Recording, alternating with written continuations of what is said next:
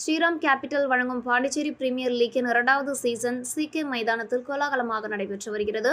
அதன் தொடர்ச்சியாக நடைபெற்ற போட்டியில் ரூபி ஒயிட் டவுன் லெஜண்ட்ஸ் அணியும் வில்லியனூர் மோஹத் கிங்ஸ் அணியும் மோதின. இதில் டாஸ் வென்ற வில்லியனூர் மோஹத் கிங்ஸ் அணி முதலில் பந்து வீச தீர்மானித்தது. இதனையடுத்து முதலில் பேட்டிங் செய்த ரூபி ஒயிட் டவுன் லெஜண்ட்ஸ் அணி 20 ஓவர்கள் முடிவில் 8 விக்கெட் இழப்புக்கு 137 ரன்கள் எடுத்தது. அதன் பின்னர் 138 ரன்கள் எடுத்தால் வெற்றி என்ற இலக்குடன் களமிறங்கிய வில்லியனூர் அணி 15 ஓவர்களில் 4 விக்கெட்டுகளை மட்டுமே இழந்து வெற்றி வாகை சூடியது. மேலும் தொடர்ச்சியாக 2 வெற்றிகளையும் வில்லியனூர் அணி பதிவு செய்துள்ளது. இதேபோல் 5வது லீக் போட்டியில் ஜெனத் ஏனாம் ராயல்ஸ் அணியும் மாஹே மெக்கலோ ஸ்ட்ரைக்கர்ஸ் அணியும் மோதியது.